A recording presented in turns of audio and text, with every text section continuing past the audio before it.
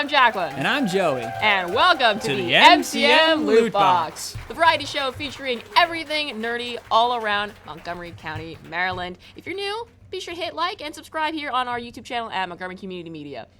We've got quite a lot of nerdy news, local stuff, as well as just stuff going on in the community. Ain't that right, Joey? Well, that depends on your definition of a lot going on. But yes, there's certainly a whole lot to talk about getting into this lovely edition of the Loot Box. So let's just get right into it. Starting first off, we finally have the nominees for the 2024 Game Awards, which will be taking place on December 12th at 7:30 p.m. EST. And the nominees for the top award, Game of the Year, are as follows in no particular order: Astrobot, Woo! Metaphor ReFantazio, Meh. Balatro, Elden Ring, Shadow of the Erdtree, Ooh. and Black Myth Wukong. Come again for Big Fudge? Yeah, I'm not gonna lie, I haven't heard of a few of these titles, but Astrobot, it's my boy, it's my homie right there. Oh, Nintendo is definitely going to sue somebody over that game. Yeah, it's essentially just like, Super Mario Galaxy, but with a little robot dude. But that's okay. I love a platformer. I would argue it's like Super Mario Galaxy on steroids. I'm sorry, Nintendo. They're giving you a good run for your money. They're literally telling you, oh, you were mad about Power World? Check out Astrobot. Okay, that's different, though. I feel like Power World was a little Nintendo's suing that one. Oh, yeah, but they're not making as much money off you think off of that one. But either way, this was definitely the first year where the Game Awards didn't really have a really clear front runner for Game of the Year. I feel like in years past, like last year, for example, Baldur's Gate 3 and Legend of Zelda Tears of the Kingdom were kind of the two, leads in the race. And this year, there isn't really a clear front runner, so I'll be curious to see who takes home the big award at that night. Astrobot. Easy. That's where my money would go, but I'm not going to hold my breath, personally. Well, I think you should. Ready? And that's just because I'm about to talk. In other gaming news, recently announced from Fortnite and Epic Games is that Fortnite OG is back, no longer as a limited time gameplay mode, but it is going to be permanently back in rotation as a playable mode in Fortnite, coming to all consoles that it's available on: Steam, Xbox, PC, and it's going to be available on December 6th. So I cannot wait for that. Can't wait for the old community to come back so I can, wipe the floor with them again. They were all salty about the car season earlier this year. Oh, you're still holding your breath. Okay, you can stop now. Thank you. But yes, Fortnite OG is back. I'm excited. I can't wait to school my 12-year-old nephew again and again and again and again. Because, that's probably arguably the target demographic for Fortnite. Well, I jokingly, affectionately call it baby's first shooting game. Kids who play Fortnite would not survive Call of Duty Black Ops 6 with me and my buddies. That's all I'm going to say. Nope. I'm going to say. Not your uncle's Call of Duty. Definitely not your uncle's Call of Duty. Definitely not. But because, obviously we are heading right into the holiday season, it's about time to start picking up gifts for your local loved ones, and you might as well shop locally when you're doing that, because what better way to give back to your community than by shopping in the own community that serves you. So, yeah, what about you? What's on your Christmas wish list, Joey? The same thing that's on my Christmas wish list as every year. New Power Rangers, a boatload of comic books, varying titles from Ghost Rider to Green Arrow to Batman to Red Hood, or Hellboy, Of course. Well, hey, if you need comics, I would definitely recommend checking out Beyond Comics here in Gaithersburg, Maryland. It's a great local comic book store. And then if you want, even though it's a little chilly this time of year for ice cream, you can walk next door and go to Brewster's Ice Cream. Another great little local plug there. That's true. Very, very good ice cream, but it's too cold. Too cold for that. I can't. You just have sensitive teeth and eat way too much sugar, so it's not that cold. I do. Those are both true. Factual, yes. Oh, well, now I just feel rude. In other news, recently, some of my colleagues and myself had the wonderful privilege of getting to go behind the scenes at Christmas at Cavala Farm.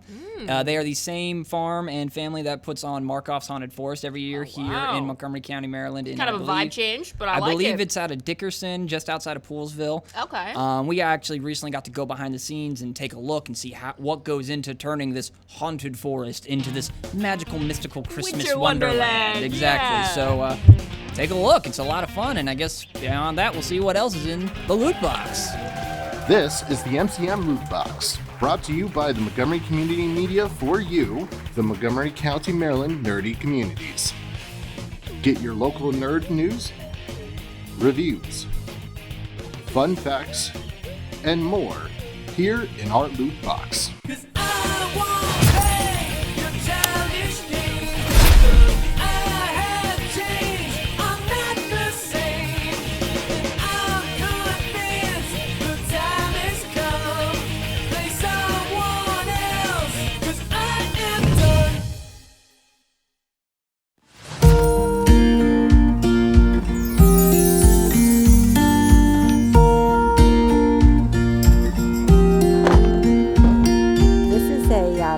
A group of cousins and their parents who are building a Christmas village and a Christmas event. And one of the things that, as you guys know, we do trails, and we've done several. And this is our third kind of Venture Trail. It's the theme of our Christmas stories that we like. We're doing about 6 for this year. There's like 19 of us. There are 19 Yeah, all so together. Yeah. the goal is just all of the work being done by like my cousins directly. And you know, aunts and uncles and grandparents, so. It was the month of December, and all through the farm, the markers have conjured their holiday charms. So it kind of goes on through what we're doing. And you will see this scene down in the woods. Yeah, people loved it. Like Haunted Forest, everyone's like, this book is amazing. Or like, yeah, it's pretty awesome. But it's gonna be, if you come, it'll be better. Hopefully, with the weather permitting, we'll have bonfires there. Yep, 2 massive bonfires with tables all around. Tables will be all around here, and this will be kind of a craft. Yeah, this will be a craft station. That building with that bow will be, is it the ring toss, like with the reindeer? And we'll have a Red Ryder BB gun. Oh yeah? Yeah, so we'll have a couple games and concessions. Our first scene doesn't look like much, but if you walked Haunted Forest, you saw that this is a massive skeleton. So what we had to do, this is gonna be the Grinch. Okay. And yeah, so we're gonna have to paint his suit red, add, you know, like his fluffy collar and everything. And one of our talented workers, Jason, he carved a whole Grinch head. So pretty soon, once he finished painting that, he'll put that on top, which is such a process, but it looked good. So I'm excited about this scene. So this is like one of our favorite little like ideas. I love these massive ornaments, which we got like for free from a mall closing down. Yeah, a lot of stuff that you'll see was like all for free, which is amazing. But so yeah, these are gonna be lit so well, and got some railings put in. What's up, Adam? So this is Adam. He's been doing a lot of work. We're so grateful to have him. And he's been painting all of these ornaments. That's why they look so amazing. So here we got, you know, Abominable Snowman, which we love. I love this guy. So we're gonna, you know, decorate this tree, make it look beautiful. And our actor that we're gonna have here is Yukon Jack. Okay. You know, and so this will be good. We'll have some, you know, good soundtrack songs going. I'm excited about this one. I love Rudolph. Over here we have Christmas Carol with Scrooge, and this is, you know, old London. This has definitely been like our hardest project so far, just getting this whole place transformed. Way back in the day, this was the vampire village. The goal was for, in most of these buildings, when we look in, they'll be set, like a scene. Yeah, so in here, this is gonna kind of just be like the house, it's gonna be a nursery, once it's all set and going. And actually, my grandma and my aunt have been doing a lot of the inside. Ooh, there we go. That's what I want. Everybody's obsessed with the train. I don't know how you can't be. It's something we'll like walk people through, and they're like, "How would you get a train down here?" Like, it's not real. Actually, like if you want to look in the back, like behind the thing, you'll see that it's obviously not a real train, but it is really. People are gonna come inside the train car. Rich and Griffin have been working on this. It's gonna be a mini train display everywhere. He's like building all these little sets and houses and everything. It's gonna look amazing. This is definitely like, I think, the hardest scene to capture. This last house is gonna be 'Twas the Night Before Christmas, the book.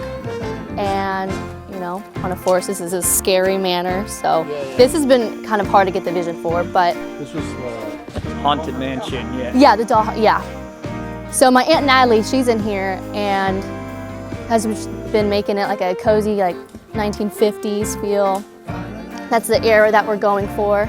Oh look, there's the UFO from the haunted forest. All right, we're about to plan our raid of Area 51. Joey, We're going on to embark Mars. feel free to head on it. I'm gonna go first. It's so wild because once all the leaves come down, you're like, oh, you can see like every single. Okay, I guess the woods really isn't that big because at night it feels just endless. So we have a lot of vendors. You know, a lot of them are family and friends, kind of more like homemade crafts. Like we have a really skilled wood carpenter. Yeah, okay. Look, he does haunted forest, so like I know he's gonna be selling a lot of his things, and my sister-in-law makes candles and perfume, so that kind of thing. And a lot of like baked goods are gonna come in. I mean, a good thing to mention is that this whole front area is completely free. So the only thing you're buying is a ticket to the trail.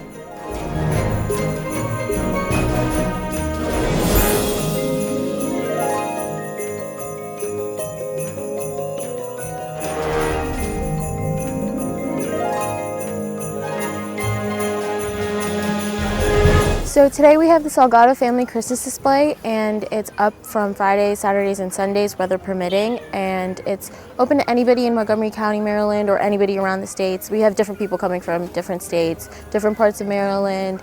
Everybody enjoys coming by each year. Each year the displays get different. This year we have what we have right now, and then like we have animatronics everywhere, inflatables in the backyard. And yeah, I just love doing this each year because it brings joy to the community and like warmth to my heart when I see like people enjoying this display and like all the hard work we put into all these lights and displays going up with family, relatives, and yeah. So my favorite piece is the nativity scene. That's what to me means Christmas. And we placed the two angels beside it to represent our grandmothers who passed away back in 2020. Christmas to us means the birth of Jesus, and to celebrate his light and give back, spreading hope throughout all those who come, and just being there for people when they need it. That's the main goal for us. So far we raised a couple $100, and I think we're gonna go above that this year, hopefully, with all the donate people coming by. And then we're getting a lot of food this year for Amana Food Center. We got a lot of donations to Amana Food Center for St. Jude's. We gave out treats. We're always giving out treats every single day we're open. And it's all free, so it's just donations we accept. You guys can come by, drop off canned food, non-perishables, and then we will go every weekend, just drop it back off at the office. I've been going for like around 5 years, since I've been friends with Sapuli since middle school. Okay. Yeah. So she introduced me in middle school to it because her family has been doing it for a long time or whatever. And sometimes I come out and bring donations. I got these new neighbors, and they're just the best thing ever. They just radiate kindness all the time. I can't get over how kind they are. They bring so much joy to me, to my heart. And I'm really enjoying all this beauty that they brought to the neighborhood. Well, I think that this has done a lot for Montgomery County. It's brought the Christmas spirit to the area, and in a very positive way. I mean, it's just so beautiful and so artistic. And the effort that my neighbors are putting into making everybody happy is just, it's just such a joy. It really is such a joy. My family, me and my brother especially, we have a dream, like for the future plan. We have like to buy a plot of land and like start to make this bigger and like make it like, you know, like there's theme parks and there's other like trails and stuff that are like really ticketed high. And I'm not saying anything bad about them. I'm just saying like there's some people that can't afford the ticketed prices, and what we do is right now it's free. And if we were to get a plot of land and start a big trail just like them and like do it even bigger than it is right now, we would want it to like be able to be open to people that can't afford those big ticket prices, like making it very reasonable price and affordable for everybody, no matter what living situation you're in. Anybody can come by and have the joy. And for right now that we have a free display, anybody comes by, and it's like we're not ticketing anything. We just take donations for St. Jude and Amana Food Center, and like getting all the joy from everybody and seeing all the little kids just want to keep coming by and not want to leave and cry. I'm just like, they just want to stay here, so yeah.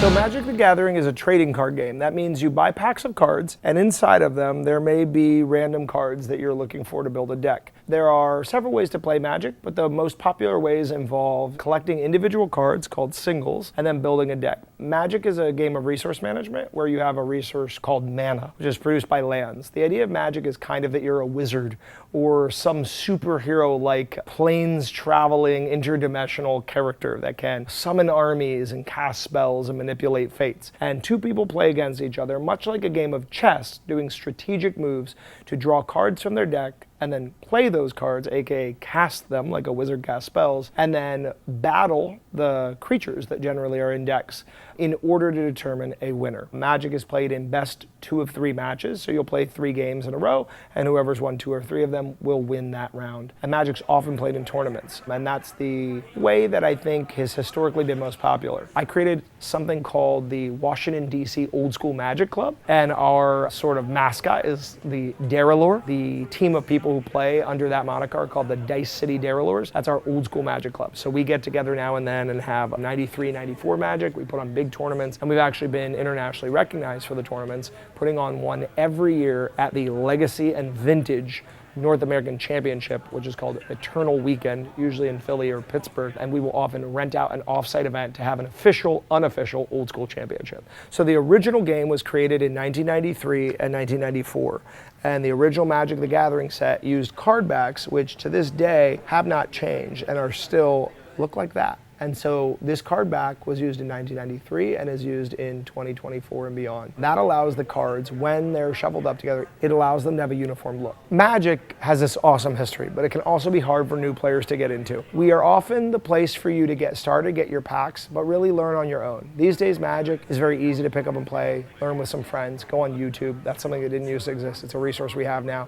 You've got YouTube, Twitter, you've got Twitch, you've got all kinds of ways to learn Magic, and there's the Arena app, which lets you play I don't want to say watered down, but a simplified version of the game that's easy to pick up and play. So I would pick up Magic, watch some YouTube videos, maybe watch or play on Arena, and then come into Dice City when you're ready and try out for FNM, Friday Night Magic. Every Friday we do a draft. Or even if you don't feel ready for a draft, but you want to try playing in person, we do something, and that's called a pre-release. Definitely a fun time. If you're new to Magic or returning, pre-release is a great way to get your feet wet. We do events Friday at 3 and 7, Saturday at 12 and 4:30, and Sunday at 12 and 4:30 usually. And Sunday has a partner mechanic called Two-Headed Giant for the 4:30 event. So couples or friends, buddies, whatever, will come out and partner up with another player and play together. It's a blast every time.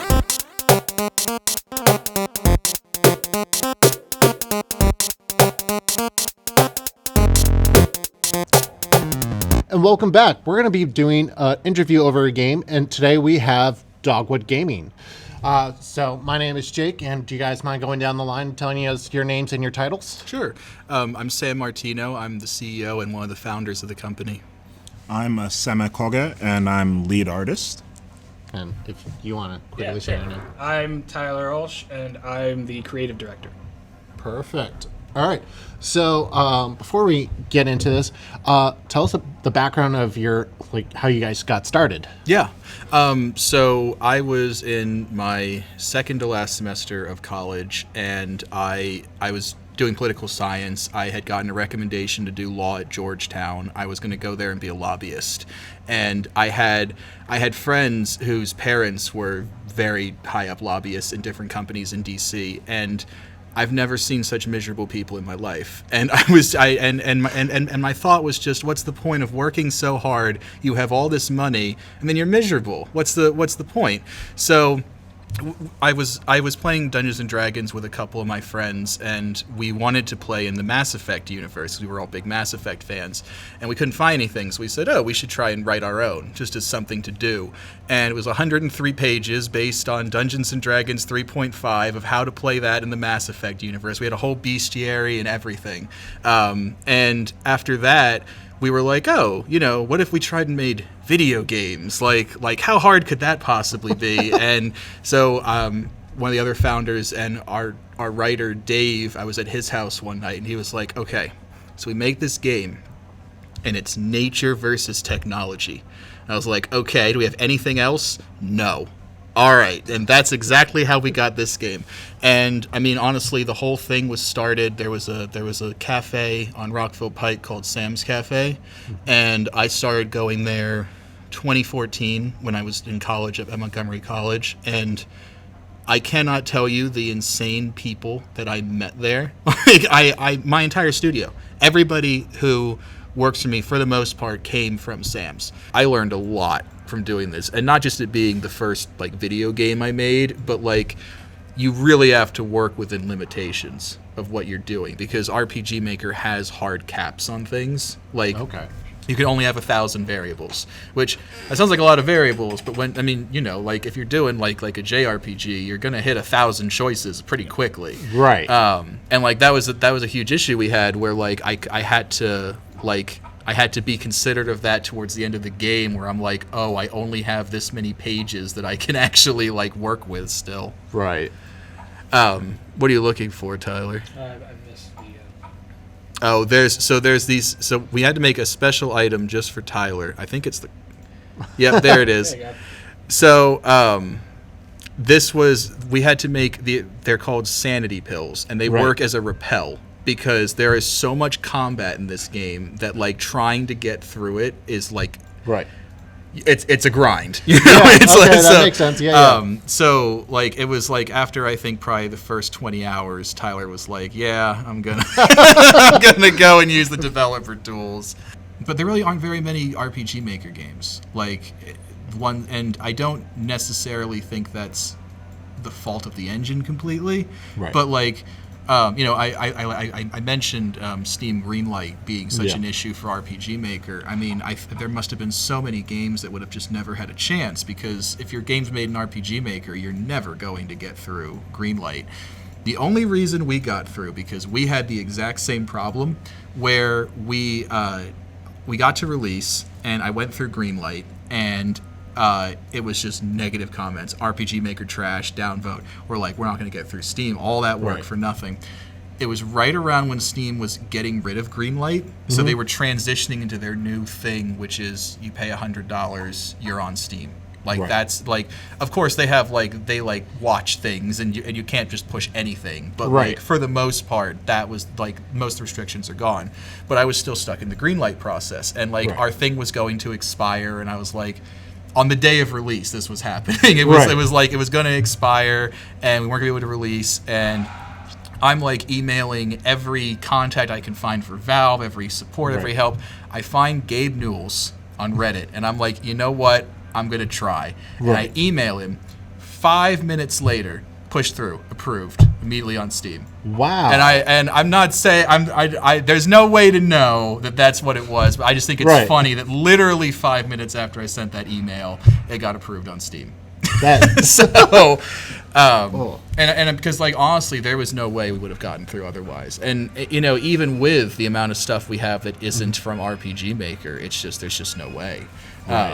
And it's hard, because like, where do you start as a game developer? Like, I mean, where do you really begin with any of this? Well, I think today it's a lot easier for people to get into game development. I think it's sort of us talking about game development with other people, other like companies, other people in general. Like you have the person who's on YouTube doing their sort of startup indie experience and showing other people to go through it. But I think RPG Maker games of its like are a little bit harder to sort of come or sort of elevate itself out of all that all the crowd now, especially because so many people now are and I mean, it's like especially like you can make full video games within Roblox and Fortnite now. I mean, there was somebody who we met at one of the game conventions who she was building a like colonial Jamestown simulator in Roblox. And it was sold for like $250,000.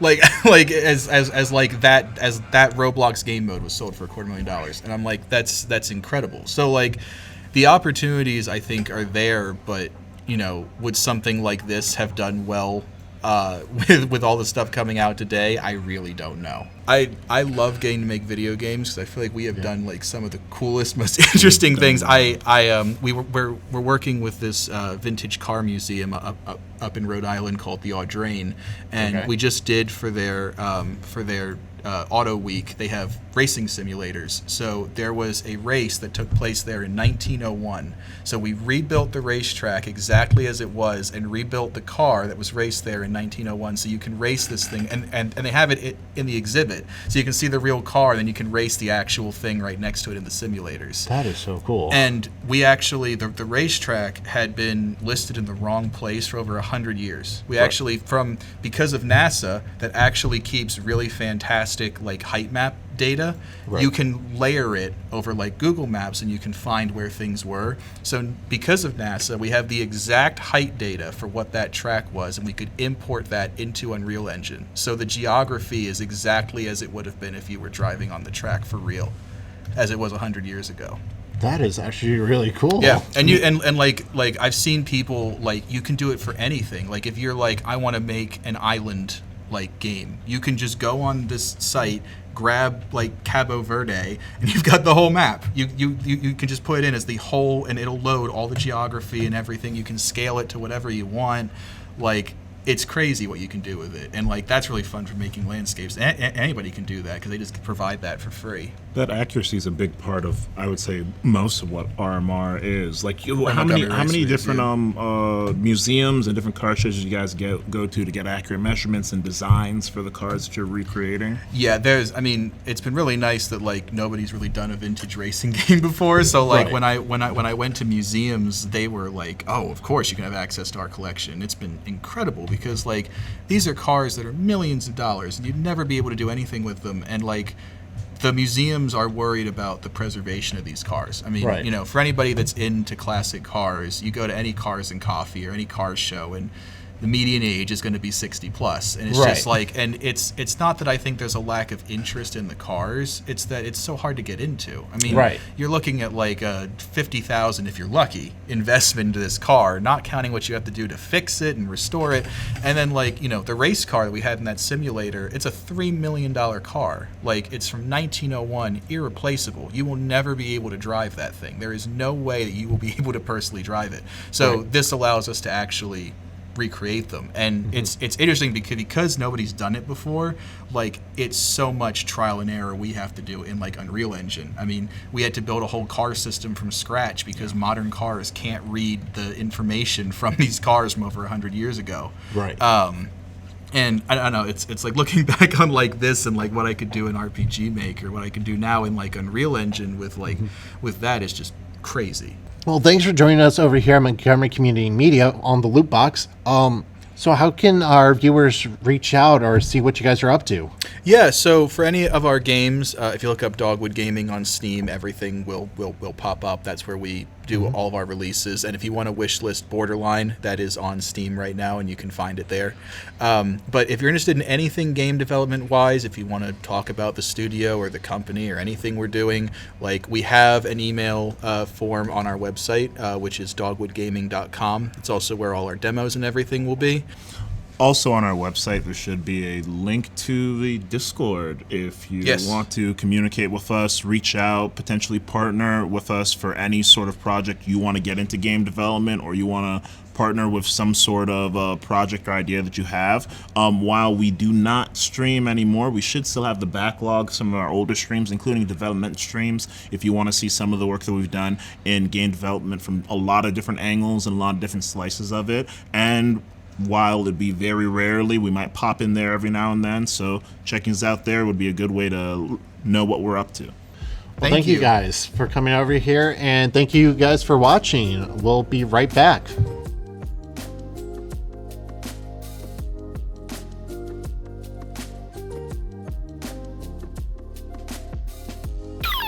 And that wraps up this episode of LootBox, and we hope you enjoyed. Be sure to like, follow, subscribe, all that good stuff. You know what to do.